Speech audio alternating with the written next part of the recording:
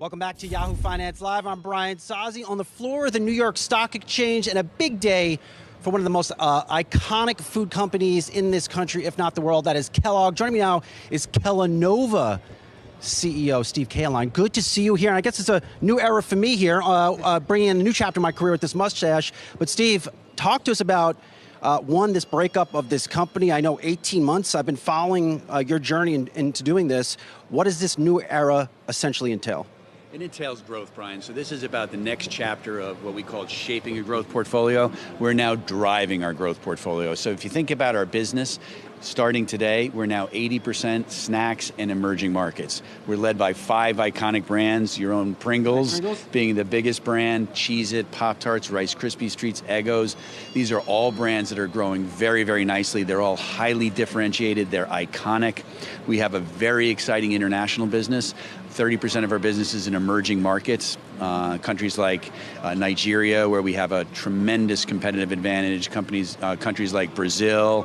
So a very exciting new era for us. It's really about growth. It's about growth for our share owners. It's about growth for our people. It's the next chapter. Talk to us about the work to get to this point, the human component. Where are people staffed? What do the manufacturing facilities look like? Yeah, so we still have a huge manufacturing footprint all around the world, a number of plants here in the United States, a number of plants really everywhere we do business. We're very local. We have local supply chains, so plants all through Latin America, plants all through Asia. I'm actually heading to Thailand in a couple of weeks to do a groundbreaking for a new Pringles facility in Thailand. We're adding a Pringles facility in Mexico. We're full in Jackson, Tennessee with a Pringles plant. So a manufacturing footprint that spans the globe. Why break up a company like this? We really think that the best way forward for our cereal business, our North American cereal business, is for them to be a dedicated team focused on North American cereal with their own strategy, their own balance sheet, their own access to capital. So that's what we've done today. KLG starts trading today as an independent, North American-focused cereal business, and we think the markets will appreciate that. We also think they'll appreciate the Kellanova story for what it is. I mean, we love the Kellogg history, obviously. When people say they work for Kellogg, immediately they're greeted with a smile, but they're also greeted with, oh, you're the giant cereal company.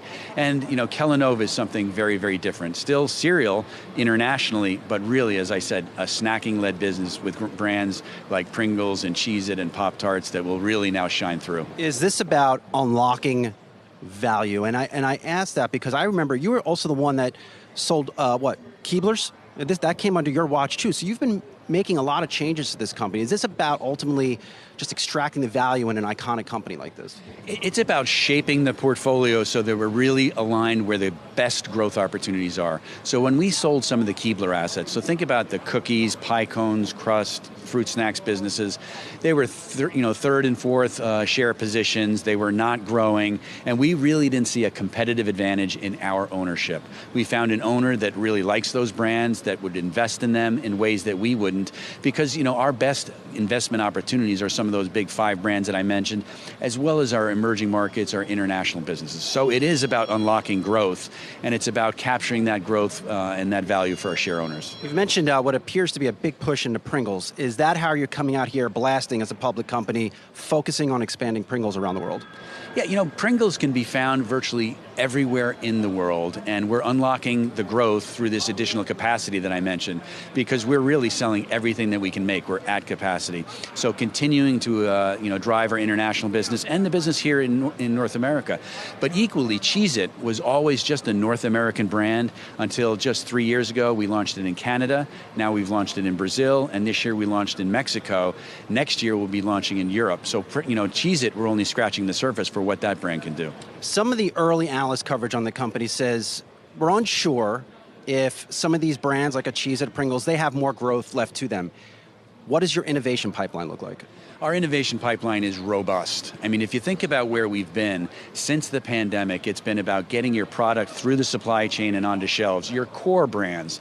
There was no room in the factories really for innovative new products because it was about getting your fill rates to where they need to be. We're now really back to where we were, even stronger than pre-pandemic. So our 2024 pipeline for all of our big brands is robust, stronger than it's ever been.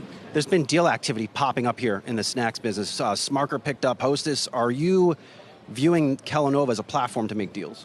Yeah, our organic opportunities, as I already mentioned, are fantastic. And so as we think about our capital allocation, we'll be growing organically with those new greenfield sites that I mentioned, but our balance sheet is very strong. We paid down debt all through the pandemic. We have a leverage ratio below 3, about 2.8.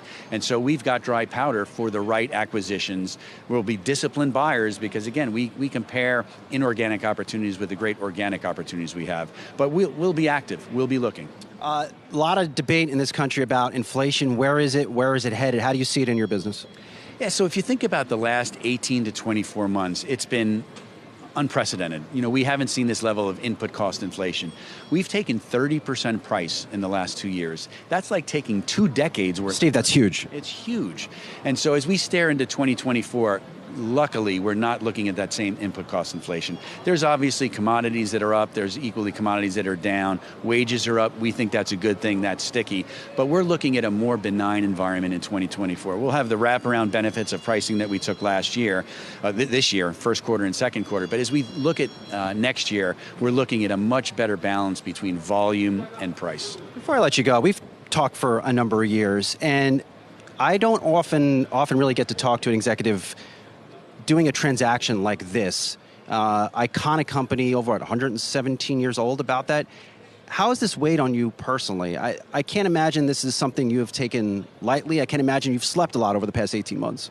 No, I thank you for the question. It's been humbling for me because you don't take something like this lightly. It's such an iconic company. I'm privileged to stand on the shoulders of giants who came before me. And so I really thank my team because together, we've created this new vision for the company. 18 months of work like I've never seen before. My leadership team is the best I've had the privilege to serve with, and they've brought us through to this day in a way that is just very, very inspiring to me personally. I'm not sold on wearing a mustache. I'm just not going to be that guy. I appreciate the effort here, but I used to have one in high school. I can't go back to it. Steve Kellanova, CEO of Kellanova. I almost said Kellogg, but Kellanova. Good to see you. Great. Thanks for having me, Brian. All right, much more ahead on Yahoo Finance. Do stick around.